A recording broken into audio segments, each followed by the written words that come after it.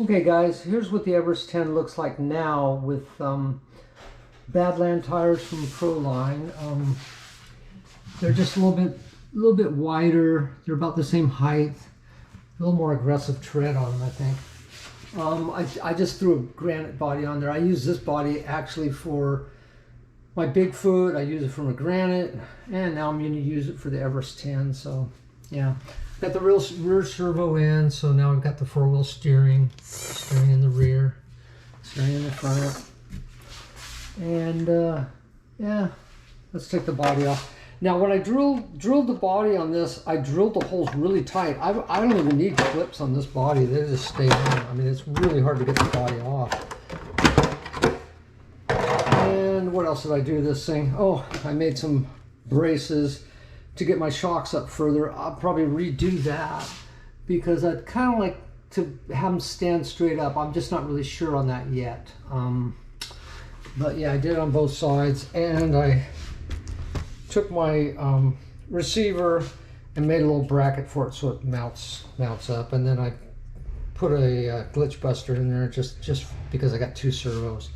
These servos happen to be 35 kilogram servos, and what about them?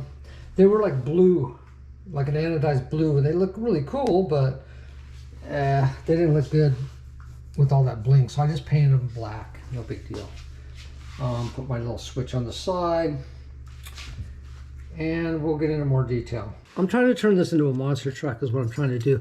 So I'm keeping the height up, and I'm going to add these bars that I just made them out of this flat stock. You know, this stuff you get from Lowe's or Home Depot. Any hardware store should have flat aluminum stock.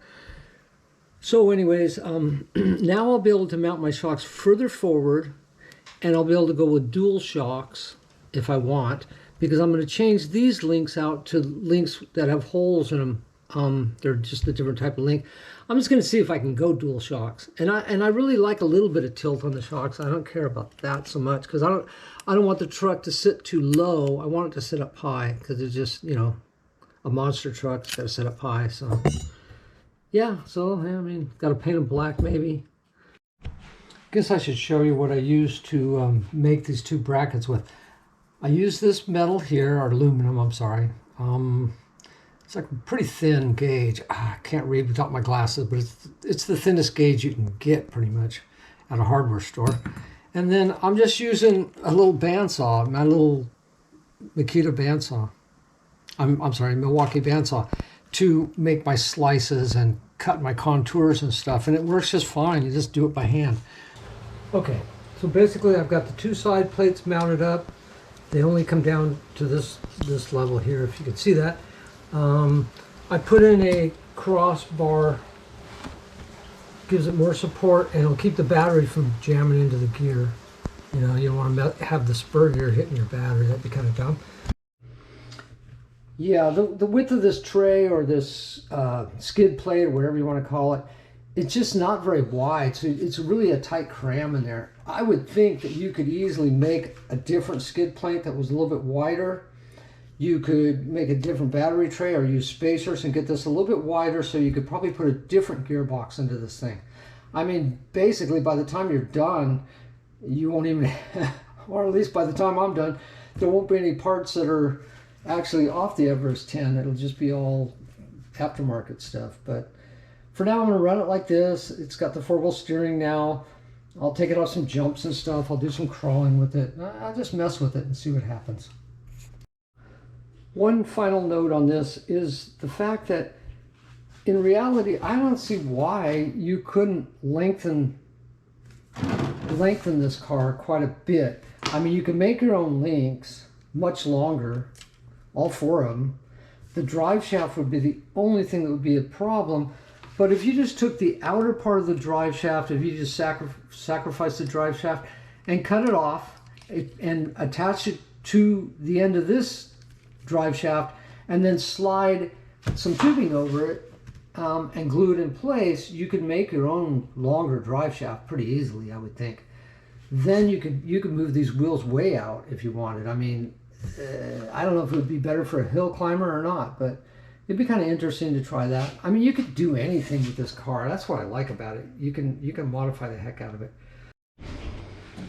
Okay, so this is a Ford F-250 body. I painted it. It took me about 15 minutes. I mean, I didn't even let the paint dry. I just slapped it together because I just wanted to, you know, see how this body worked out. I did mask off the windows, but like I say, I didn't wait between coats. I just painted. And then I put a little decal in there. Actually, it's on the inside. And I didn't even bother to buy the picture glue. I just used some varnish and put it in there, no deal. But yeah. Okay, so what I've noticed here is this body, I got it from J Concepts, and it's so much bigger than what you would get on a 10th scale. I don't know if I could even show you the difference, but I mean, it's a lot bigger. But I kind of think that it might not look that bad. I mean, I don't know. It might not look that bad with this big of a body on there. We'll see. Got some extenders that I could put on here. But I'm probably going to build this out further so I can get the shocks straight up and down. And I'm going to change out the links on the bottom. And I'm going to attempt to go with dual shocks on this thing. So that'll be something else I'm going to do to it. I mean, it probably is going to get kind of ripped up with what I'm doing to it. But I really don't care because let's just say the axles go out. I can just buy new axles. I'll get heavier axles, probably wider ones if I can find them a little bit wider, heavier. The only hard part on this that I can see would be, and it's not even hard, would be the fact that this skid plate here that the motor mounts to and the gearbox, it's really tight in there. You know, I mean, you could even see where that size motor, I'll give you the size in a second, that size motor hits against the link or the rod end, you know, it just like touches up against. So that's a max size you can get. And the width of that tray is not really that great.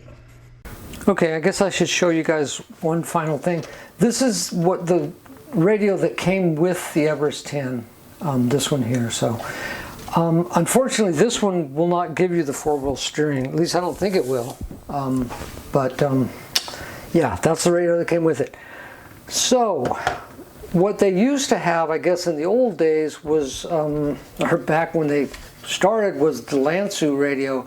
And it had like a selector switch that you could select between crab and all-wheel steering, or, you know, rear-wheel steering or front-wheel steering. So, you know, it had like five selections you could do. But this radio, you can't do it with that.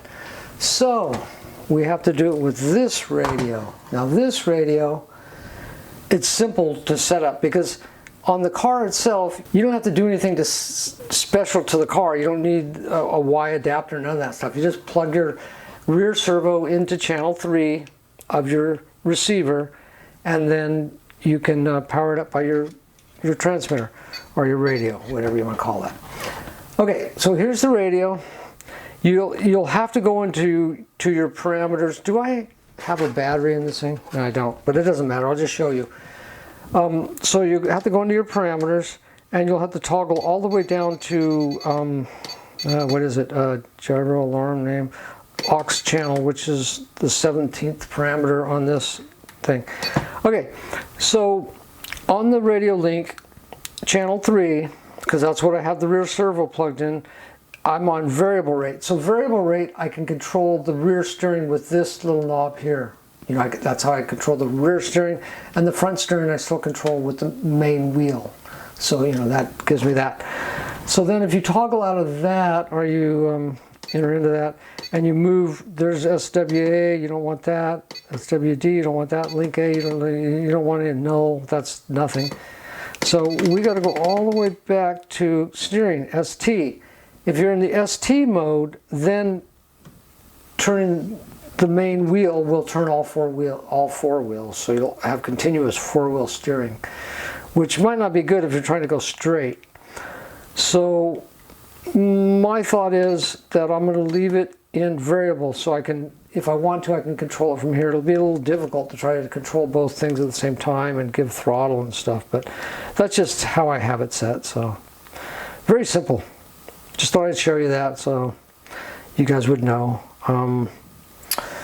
That's it, man. I'm wrapping up. Next video will be a run video with the car, but I think this video is plenty long as it is. So like we're ready. Okay, exit. Oh, something else I forgot to mention. If you have the Radio Link, the RC6GS, I believe, it's a 6-channel. Well, it'll have bat handle switches mounted on it somewhere, I don't know, over in here somewhere.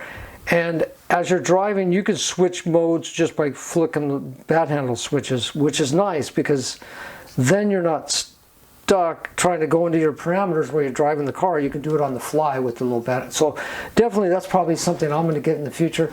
I mean, it's not like this is a real expensive radio, but it works really good and I'm real happy with it. So anyways, I'm closing out.